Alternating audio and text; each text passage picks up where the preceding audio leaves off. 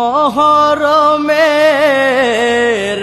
22 তারিখে গো খবর শুনি গো আমার খোসর বাবা নাই দুনিয়ায় গো।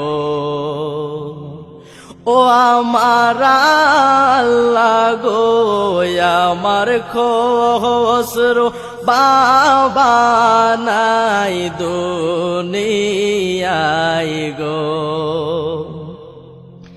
এই জীবনে খসরু বাবার একক তো নামাজ কাজা নাই, এশারের নামাজ পড়িয়া বাবা ওজিফা তসবিহ শেষ কইরা শরীফ সারে কয়ডা কিয়া দুই বায়াস কুতাও যায় না।